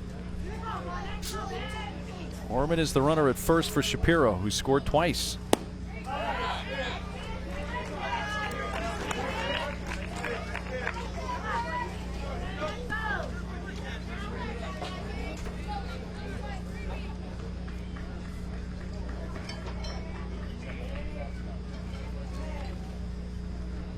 Gorman's running. The pitch is a strike. The throw to second. There's the Honokaupu backing up, and a steal for Gorman, his 3rd of the game. Well, we expected Hawaii to do a lot of running at the top of the order, which they have, but really, Ruins, it's been New Jersey's top of the order that's been doing the running. They have been ultra aggressive on the bases this entire game. 2-1 to Shapiro. It made sense against the big lefty Matt Dene, who those big pitchers are going to struggle to hold runners, but they've not stopped running. I love it.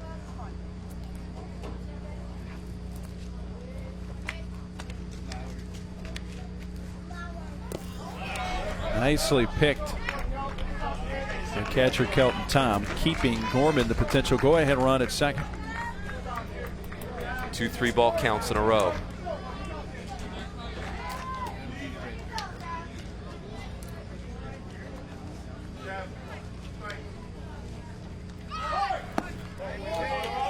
Back-to-back walks. 2 on, nobody out for Patrick Burns. The whole reason New Jersey's still playing. Thursday night, Burns is up. They're down to their last out, trailing by 4. And with the bases loaded, he goes deep. Oh, that is just some kind of awesome. That tied the game at 4. They scored a run in the 8th to win in extras. Okay, I need you to focus right here. Okay, do you want to get this done or what? Yeah. Okay, well, get it done. Okay, good defense behind you. Right? Here you go. Cut out. Expect the hand. Wash the hands, yeah? Cut, wash the hands. Wash his hands. Okay.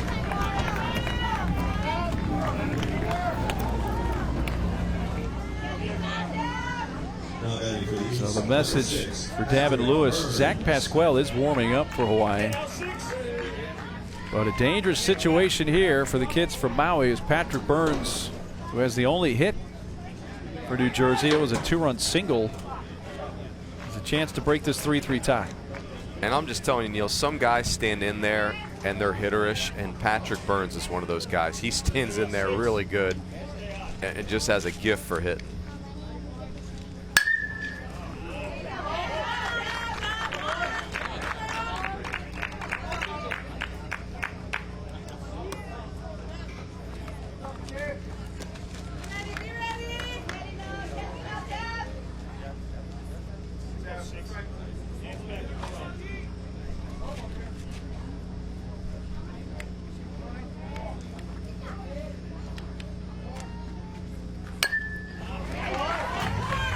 Lewis gets ahead, no balls, 2 strikes. I was going to say that was a really good trip to the mound by Jamie Alloy, because Lewis had not been sharp this inning and really just looked like he had lost the juice a little bit, but 2 really good pitches right there.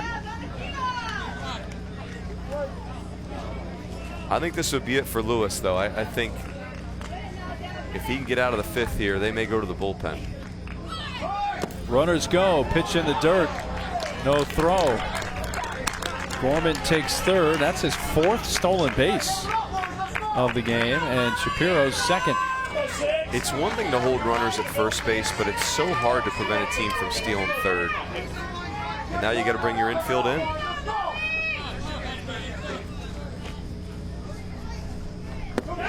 And he gets Burns looking for the 1st out. Big pitch from Lewis.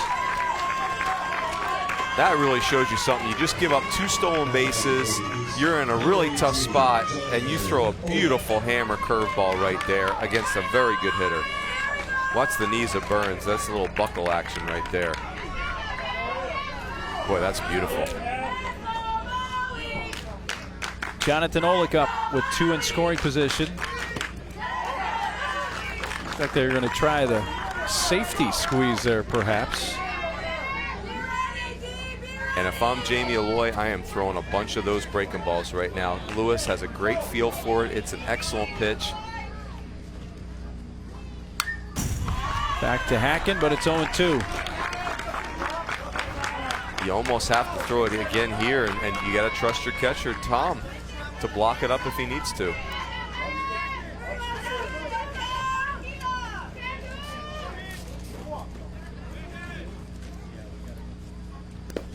Wow. They do have to throw to 1st to complete the strikeout. Close. Runner coming home. Safe! Gorman read the throw to 1st well, and New Jersey takes the lead 4-3. They get the strikeout of Olick. And Ruza, looked like Hawaii had played it well, but just the speed of Gorman gets in. Tom did the right thing in that he tried to address the runner at 3rd base, Gorman. He'd be better off with a pump fake. You see how he's all the way out there towards home plate. But it's really just a great baseball play all the way around. Executed pitch by Lewis. Tom did a great job blocking it up. And the bottom line is Zachary Gorman, that's a base running clinic. Steal second base, steal third base, and an aggressive base running play to score a huge run in this game.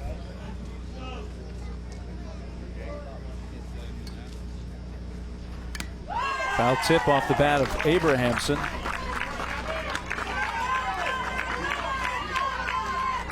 I don't think there's any better weapon for a defender than the pump fake to freeze a runner. But I give all the credit to Zach Gorman right there.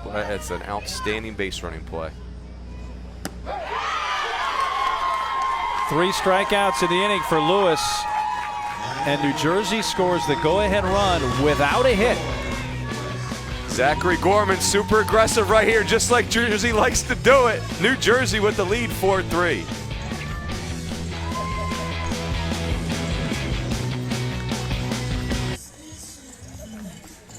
We're about 45 miles from the Golden Gate, the city of San Francisco. We're in the East Bay in Livermore, California. The 2017 Little League Intermediate World Series. This is the U.S. Championship game between Hawaii and New Jersey. The winner plays Puerto Rico tomorrow for the Little League Intermediate Division World title.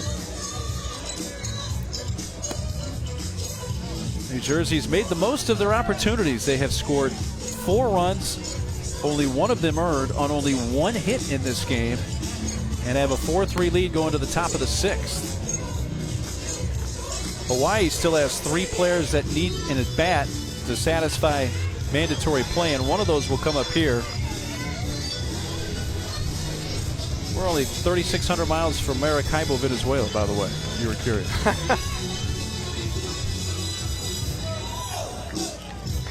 Zach Pasquale will bat in the cleanup spot. 4, 5, and 6 part of the order for Hawaii, who are once again trailing. Hawaii's come back twice in this game. They were down 1-0, tied it at 1, fell down 3-1, tied it at 3, but now are down 4-3. Pasquale hits the first pitch on the ground to short, and that's the play for Gorman. 1 pitch, 1 out. 2 very different offenses. Hawaii, very impressive in how they swing the bat. This New Jersey team has been so aggressive on the bases. Zachary Gorman looks a little gassed, and I don't blame him from last inning. He was on the track team last inning.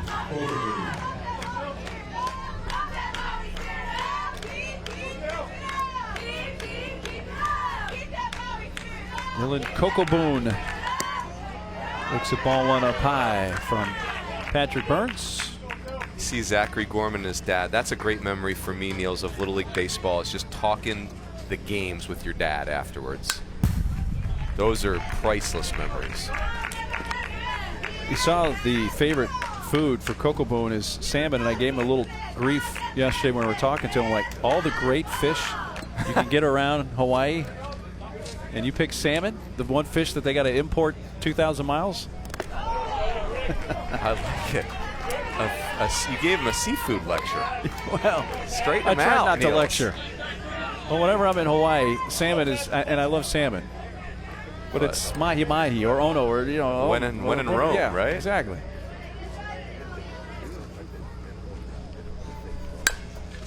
Staying alive, pulls it foul.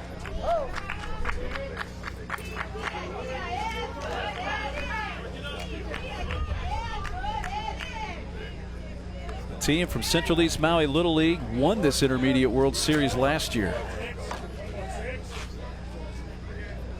Scott Taruya, the head coach, who actually coaches first. That's J.B. Aloy, who coaches third. Good at bat going here for Kokoboon. Hanging in at 1-2. This has been not the cleanest game, but a very competitive game. 2 really good teams going at it here. For Hawaii, down to 5 outs.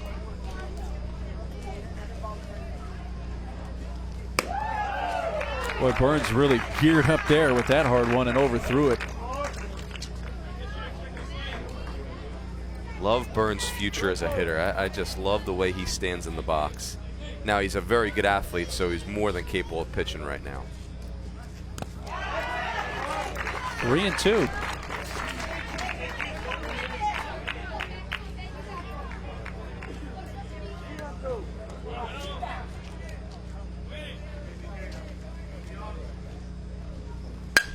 Goes to the breaking ball, and it's hit sharply on the ground right at the second baseman, Mario Rivera.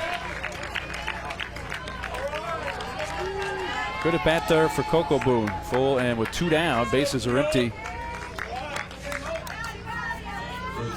Gavin Lewis, the pitcher, is up. Rivera bodied that up, and that's the mode you're in. You need 4 outs to advance.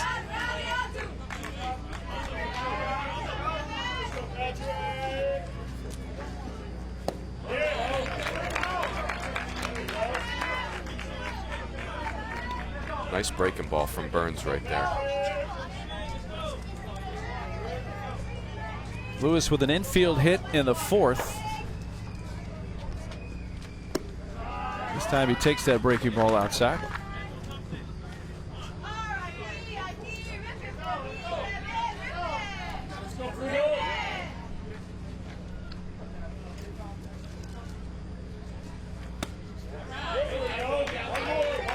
For Hawaii, Niels, you need 1 base runner to put the top of your order in play. Right now, New Jersey can eliminate Hawaii without having to face the top of that order. And this is the 6th spot in the order up now, and Lewis. New Jersey does not want to see Painter or Honokaupu the rest of the way, because if they do, that means Hawaii's at least got the tying run on, or has them at the plate.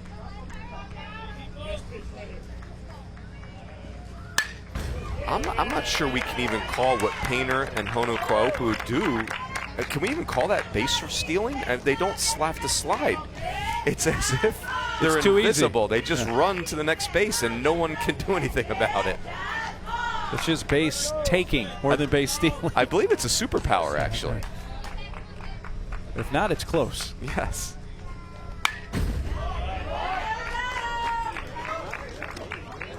Good at bat for Lewis right here. And they need this. Hawaii really needs to extend this inning. 7th pitch of the at bat coming. Is this where Burns goes back to that breaking ball and keeps it away from the right-handed hitter? Well, he did. Missed away. Full count on Lewis. He has had better command of that curveball. It's kind of slurvy. He's had better command of that than his fastball. See if he goes back to a 3-2. Now Lewis went around what looked like ball 4. And Burns sets him down in order. New Jersey smelling that U.S. title. They lead it by 1.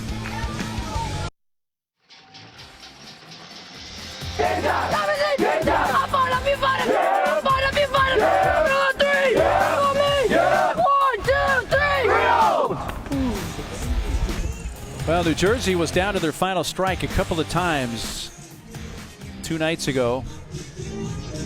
They were about to see their tournament come to an end, but they win in miraculous fashion, and now they're going to be 3 defensive outs away with at least a 1-run lead when we go to the 7th of winning the U.S. title and playing Puerto Rico tomorrow for the Little League Intermediate Division World Championship. A couple of things to keep an eye on and keep in mind here as New Jersey comes to bat in the bottom of the 6th. Hawaii still has 2 players that need to bat for mandatory play.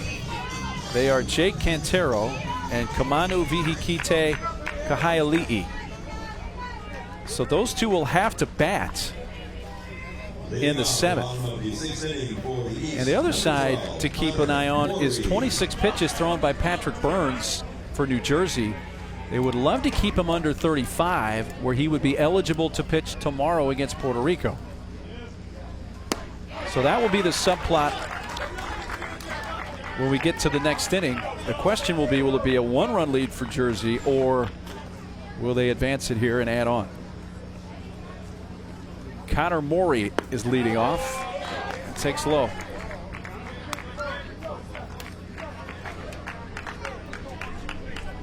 Little chess match in the top of the 7th.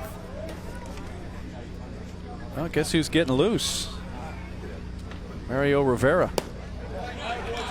And that's where this inning right here is so critical. The difference between 5-3 and 4-3 is miles. So much pressure when you're just up 1 trying to gather 3 outs. Well, let's take a look, or let me just run down what happened in the 5th when New Jersey scored the go-ahead run to go up 4-3. Couple of walks, 3 steals, a wild pitch on a strike, a 3rd strike. They scored in the 5th without even putting the ball in play. Crazy. There were 3 strikeouts, 2 walks, and now you have a hitter that does not reach. Good play there by Keaton Tom.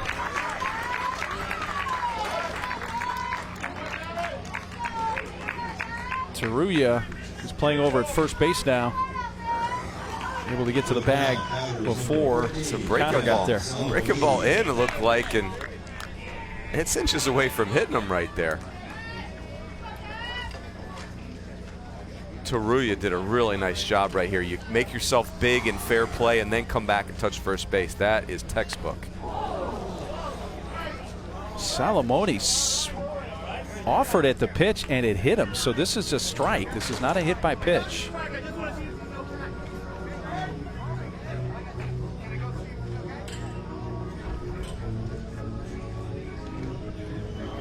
Hey. You okay? You all right? It's the trainer. Just relax. Stop shaking. Relax. Relax. Relax. He's okay. He's okay. He's here. Brad, he wants to say he's sorry. It's okay. It's not your fault. You okay? Hey, want to walk a little bit? Stretch it out. Throw it over. Stretch your arm out.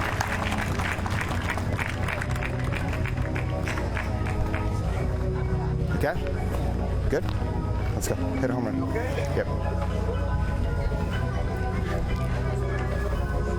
Saw Damon Lewis for Hawaii come over. Let's watch this again. I don't think there's any question. He goes around on this. And it hit him near the right shoulder, or yeah, the right shoulder. So that's a strike. Salamone back in the box. You know, Niels, it's 2 hitters in a row that swung at a pitch that almost hit him. It's almost like they think it's a breaking ball that is going to break away from them. They're offering at it.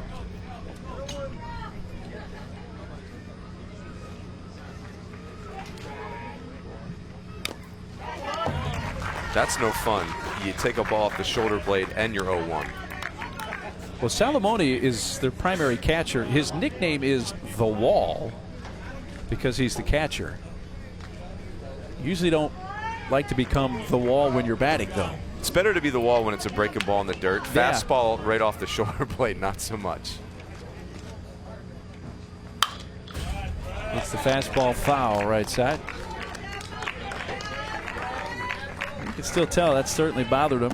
Tender.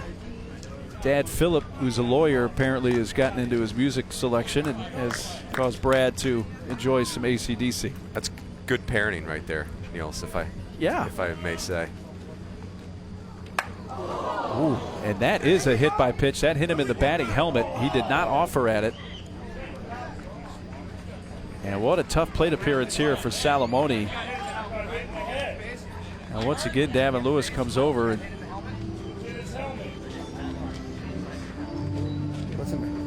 I want you to go to first base, and then I'm going to run for you, and then we'll talk about it, okay? You okay? Yes, he's a little frazzled. Sure. He's scared more than anything, right? More scared than anything? Go touch first base and then come back to me.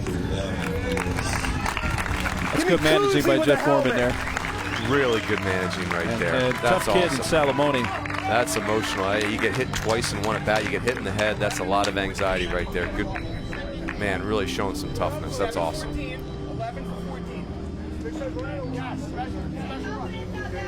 Michael Mancusi is going to run for Salamone. Gets an arm from Mike Mancusi, who's the first base coach. And Salamone now is trying to say, you know, I'm okay. I'm all right. I don't need it. Good for him. That's awesome.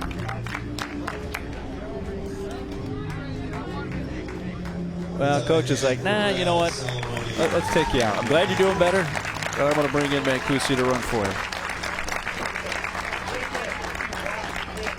Take one more look at this, and definitely got him Take his bat. Right in the ear hole. That's all I want you to do. I just want you to regroup yourself. Give him The some batting water and helmet. Gatorade, please. Help him out.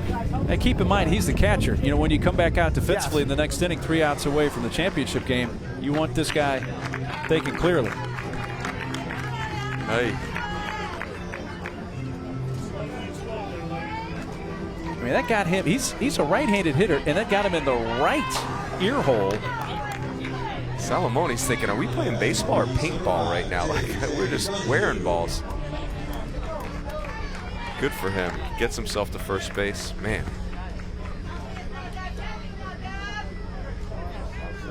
Kind of checking out where that first ball hit him. J.J. Donahue takes a ball.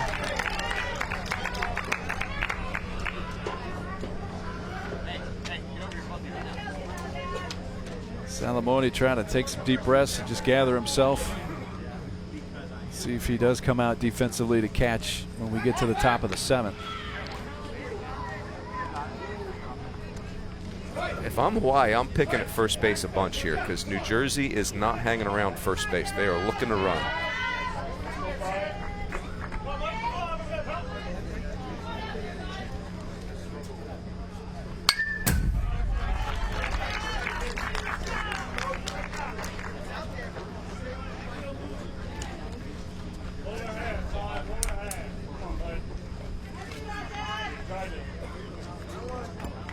Michael Mancusi is the special pinch runner at first. 1 out in the New Jersey bottom of the 6th.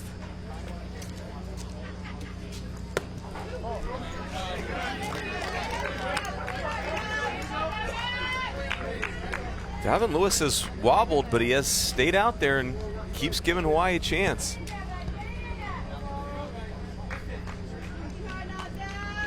New Jersey still with only 1 official hit, that 2-run single by Patrick Burns in the 3rd. That runs inside and almost got Donahue. 3 Hawaii errors, all relatively early in the game, led to 3 unearned New Jersey runs. And the problem for Lewis right now, the fastball command, he's really lost the feel for that pitch, so he's left with breaking ball.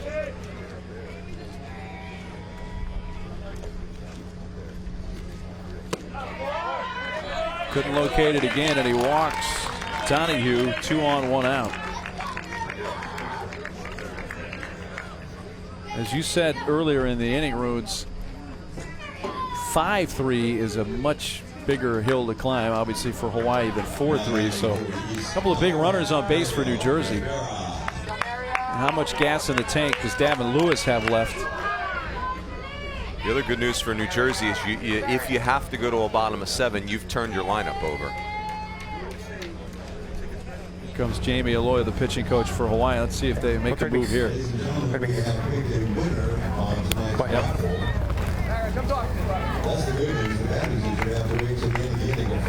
Shove it, boy. This is it. Shove it. Okay. 18 inning. Yeah. 18 inning. Yeah. So the new pitcher will be Zach Pasquale for Hawaii when we come back to Livermore. U.S. Championship game from Livermore, California in the Little League Intermediate Division. 4-3 New Jersey leading Hawaii.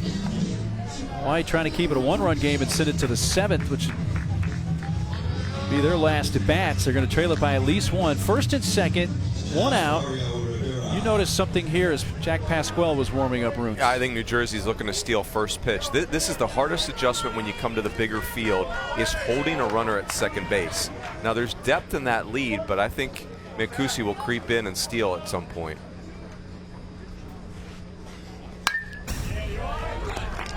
Mario Rivera fouls the first pitch. Rivera was in the bullpen warming up.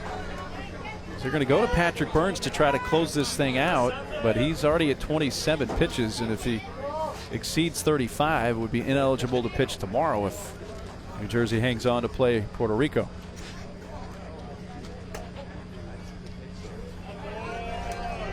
That's a good move by Pascal. If you got a guy that wants to steal third base, freeze him, step off. Throw goes to second for 1, to first, and Hawaii turns 2 and keeps it a 1-run game. 1-6-3. Last chance for Hawaii coming up. They trail it by 1 at the end of 6.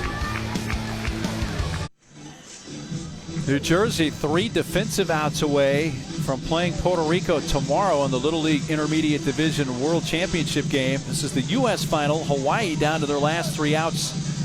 Trail it 4-3. Patrick Burns trying to close it out. He's thrown 26 pitches. If he exceeds 35, would be ineligible to pitch tomorrow if New Jersey advances to the title game. Hawaii, on the other hand, is going to have to bat 2 off their bench for mandatory play, including Jake Cantero, who's going to come off the bench to lead off. Kamanu Vihikite Kahaiali'i is also going to have to bat in this inning to satisfy mandatory play, but it looks like Andrew Taruya is going to bat next. Cantero gets his first at bat. Number 10, Jake Cantero. So here we go, top of the 7th in the U.S. Championship game from Livermore, 4-3 Jersey. I think I'm taking a strike right here, Niels. Pressure's on New Jersey right now. Pressure's on the defense.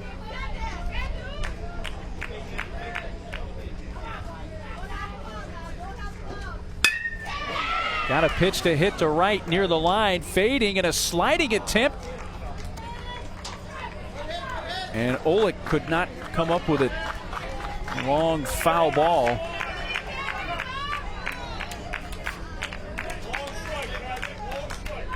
Oleg almost coming away with the first out of the inning in foul territory.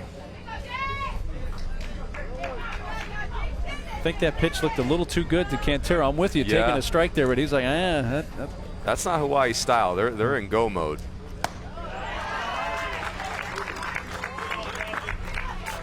I think the game situation called for it, but I love how aggressive Hawaii is. They've had great at bats and great swings all day.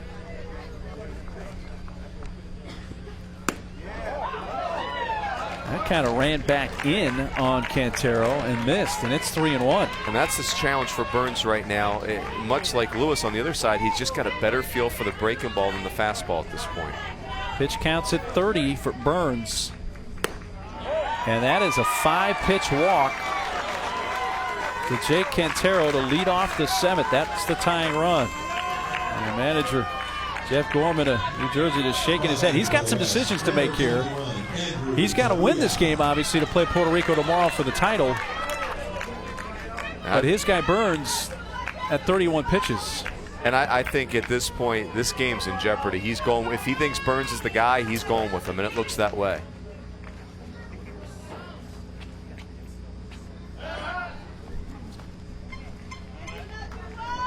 Burns has to be careful there. If you pick the first, you step off the first, always best just to make the throw, even if you lob it over there.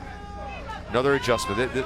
Adjusting to holding runners really feel like it's the biggest adjustment for these guys coming to this field. Ball 1 down low. Here comes the throw to second, and a steal for Cantero, and the tying runs at second. How about third base coach Jamie Lloyd calling a steal down 1 in the 7th? I love it. Stay aggressive. Stay with what got you here. But boy, that takes some courage right there. Hawaii hitter Andrew Taruya's had a good day. A double, a walk, a couple of runs scored. Boy, Burns needed that pitch. That looked pretty good. Didn't get it. You don't like to steal third with a left-handed hitter up because the catcher's got such a clean lane. But if Cantero wants third base, it's there for him. They are not holding him at second base.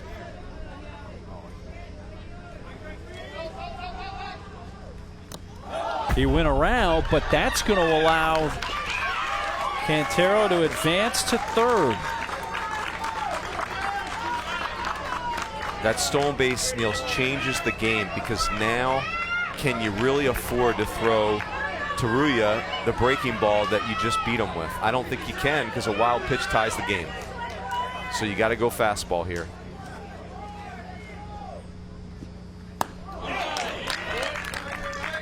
Had some movement on it, and it was up. But it's 2-2, and it had some zip. Yeah, Burns had a little something extra left in the tank.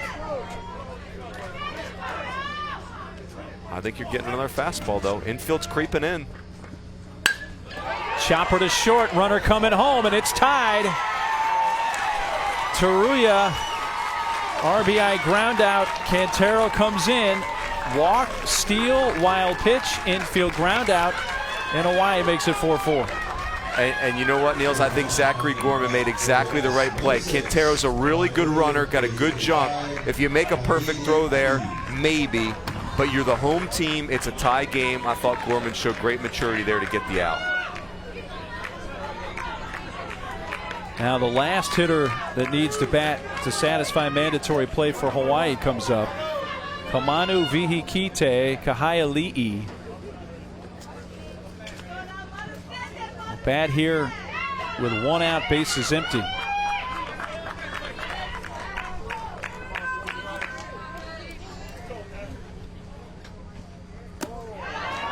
I mentioned the full name, Kamanu Vihikite Kahaiali'i. You can just call him Manu if you like. That's the nickname. I'll elect that option. Thank you, Niels. Wave and a miss, 1-1. Beautiful name. And I tell you what, the pressure is much less now on Manu since the game is tied. That is correct. 1 ball, 2 strikes. Jake Cantero, I mean, as a pinch hitter, really a guy that didn't start the game, great at bat. You steal second base in a high pressure situation. Maybe just a bit low. That was close. And obviously you see the pitch count now at 40. So Patrick Burns, this burns him as far as even if Jersey's able to win, he could not pitch tomorrow against Puerto Rico. He hits the strikeout, his third, and there are 2 outs.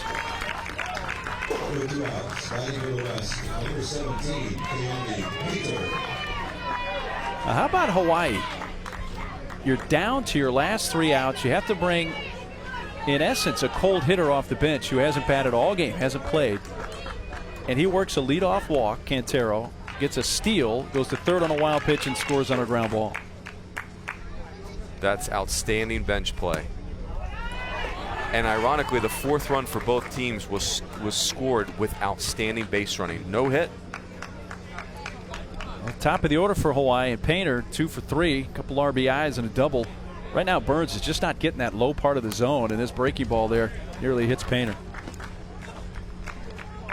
Both teams vulnerable on the mound right now. Just, you get this deep in a tournament, there's not a lot left. Which, if you're Puerto Rico, you're thinking, hey guys, why don't you go ahead and play like 15 innings? Burn up all your pitching, and we'll see you tomorrow.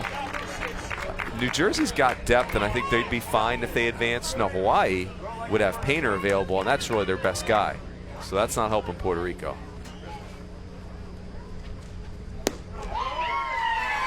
Wow. Painter walks and stealing second. It's probably stealing third as well, is already what he's thinking. And Jeff Gorman comes out. He wants to talk to his team. No. You got to finish this game, dude. What do you mean? Are you telling me you can't pitch? What are you telling me? You got to tell me you want this. You're my guy. I need 1 out, and it's top of the order, and we score a run, we go home, right? First, Hawaii does tie it. It's 4-4.